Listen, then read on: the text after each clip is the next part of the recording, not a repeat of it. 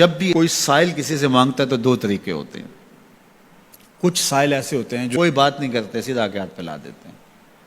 ایک تو سائل یہ ہے. اور سائل مانگنے والے جو بڑے اچھے طریقے سے مانگنے کا بھی فن جانتے ہیں تو ان کا طریقہ یہ نہیں ہوتا کہ کسی کے آگے جا کے بس ہاتھ پھیلا دیں. پہلے وہ اس کی تعریفیں کرتے ہیں، پھر جو ہے وہ اس کی رحم دلی کا ذکر کرتے ہیں، پھر اس کے مال و اسباب جو اس کو دیے گئے ہیں ان کے قصیدے پڑھتے ہیں، پھر اپنی وفاداری کا اظہار کرتے ہیں، پھر جھولی پھیلاتے ہیں. تو یہ دوسرا اور مہذب طریقہ ہے. ایک تو مانگنے والا اپنی ضرورت کو یوں ہی کسی کے سامنے رکھ دے، اور ایک یہ ہے کہ مانگنے والا اپنی ضرورت کو رکھنے سے قبل جس سے مانگ رہا ہے پہلے اس کی تعریف کرے.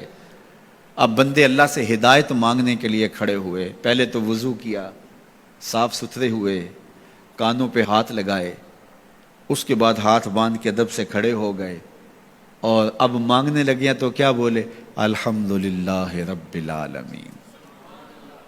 وہ آتے ہیں نا مانگنے والے دروازے پہ تو کہتے ہیں دوبارہ وسدہ روے، فلاں ہو فلاں ہو، وہ تعریفیں کرنے لگ جاتے ہیں. تو یہ مرحلہ ہوتا ہے.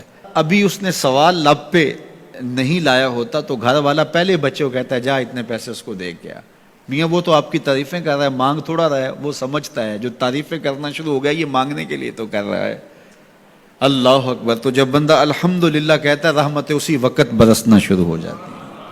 الرحمن الرحیم. میں سخی کی دہلیز پہ کھڑا ہوں جو رحمان بھی ہے جو رحیم بھی ہے، محض اپنے کرم سے عطا کرتا ہے. رحم کی بھیک مانگ رہا ہوں. پھر کیا کہہ رہا ہے؟ مالک یوم الدین. کسی کنگال سے نہیں مانگ رہا، اس سے مانگ رہا ہوں جو مالک ہے، دنیا کا بھی مالک ہے، آخرت کا بھی مالک ہے. پھر اس کے بعد اگلی بات کیا کہتا ہے؟ ایاک نعبد و ایاک نستعین.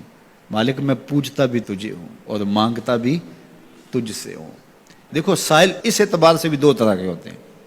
ایک سائل ہوتا ہے جو بائی پاس پہ اترتا ہے، ایک کے گھر کے سامنے جاتا ہے، یہی طریقہ صحیح مانگنے کا، لیکن جاتا ہے کہ گھر کے سامنے تعریفیں کرتا ہے، اور مالک خانہ کو پتہ ہوتا ہے کہ یہ ہمسایہ سے بھی مانگ کے آیا ہے، میرے گھر سے بھی مانگ رہا ہے، اگلے گھر سے بھی مانگنا ہے. تو وہ اسے تھوڑا سا آٹا دے دیتا ہے، 1 روپیہ دے دیتا ہے. اس کو پتہ ہے اس نے پورا گاؤں مانگنا ہے، آدھا گاؤں مانگ آیا ہے، آدھا گاؤں اس نے ابھی مانگنا ہے. تو سارے 1 روپے دیتے ہیں.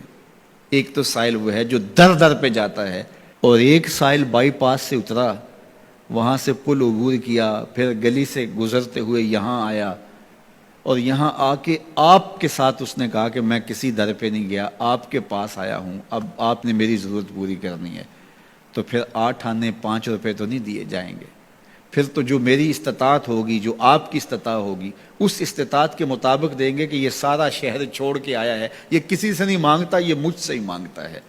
تو پھر آپ اس کی ضرورت پوری کریں گے. اگر آپ کے بس میں ہوا تو مانگنے والا کیا کہہ رہا ہے؟ ایاک نعبد. یہ پیشانی کہیں اور نہیں جھکتی، وایاک نستعین. یہ جھولی کسی اور چوکھٹ پہ پھیلتی نہیں. وہ کریم، وہ مالک رب جو تمام جہانوں کا رب ہے، میں اس کی دہلیز پہ کھڑا ہوں اور آیا سیدھا اسی کی دہلیز پہ ہوں. نہ اس سے پہلے کسی در پہ گیا ہوں، نہ اس کے بعد کسی در پہ جانا ہے. تو پھر مالک بھی کرم نوازیاں اور رحمتیں اس کی جھولی میں ڈال دیتا ہے. اب اتنی لمبی تمہید باندھنے کے باوجود مانگا کیا؟ ذرا غور کیجئے. یہ وہ ہے جو ہم ہر روز ہر نماز کی ہر رکعت میں مانگتے ہیں.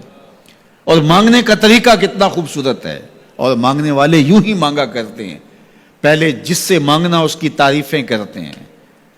آپ نے مانگنے والوں کو دیکھا ہو جو سلیقے سے مانگتے ہیں، تیرے بچے وسدے رہیں، تیری جد آباد رہے، تیرا خاندان آباد رہے. وہ مانگتے ہیں اس طرح، پہلے تعریفیں کرتے ہیں، پھر کہتے ہیں تیری فیکٹریاں چلتی رہیں، تیرے جو ہے تیری جائیداد بڑھتی رہے. تو وہ اس کے خزانوں کا ذکر کرتے ہیں، اور پھر کہتے ہیں کہ یہ فقیر نہ مانا تیری چوکھٹ پہ آیا ہے، اس کی ضرورتیں تو پوری کر دے. اب بندہ بھی اللہ کے حضور جب حاضر ہوتا ہے تو مانگنے کا سلیقہ کیا ہے؟ سب سے پہلے کہتا ہے الحمدللہ رب العالمین. میں کسی کنگال کی چوکھٹ پہ نہیں آیا، تمام جہانوں کے پالن ہار کی چوکھٹ پہ آیا ہوں. اسی کی تعریفیں اختیاری بھی غیر اختیاری بھی، واسطے کے ساتھ بھی بلا واسطے کے ساتھ بھی. اسی کی خوبیاں ہیں، سارے اسی کے کمال ہیں، وصف سارے اسی کے ہیں. پھر اس کے بعد کہتا ہے الرحمن الرحیم، وہ رحمان بھی ہے وہ رحیم بھی ہے۔ پھر اس کے بعد کہتا ہے مالک یوم الدین، وہ دنیا کا ہی مالک نہیں، آخرت کا بھی مالک ہے، یوم حساب کا بھی مالک ہے۔ پھر اس کے بعد اپنی وفاداری جتلاتے ہوئے کہتا ہے ایاک نعبد و ایاک نستعین، مالک سارا جہاں بس رہا ہے، میں نے کسی سے نہیں مانگا، میں نے جھولی تیری چوکھٹ پہ پھیلائی ہے، میری پیشانی تیرے حضور جھکتی ہے، یہ پیشانی کسی اور کے حضور کبھی نہیں جھکی نہ جھکے گی۔ یہ سب عرض کرنے کے بعد پھر مانگتا کیا؟ اہدنا الصراط المستقیم، مالک مجھے سیدھی راہ پہ چلا دے، میں تیرے حضور آیا ہوں، مجھے ہدایت کا نور عطا کر دے۔ انشاءاللہ یہ ہدایت کیا ہے اور ہدایت کی قسمیں کیا ہیں، اور پھر اس دعا کا جواب اللہ کی طرف سے کیا آتا ہے،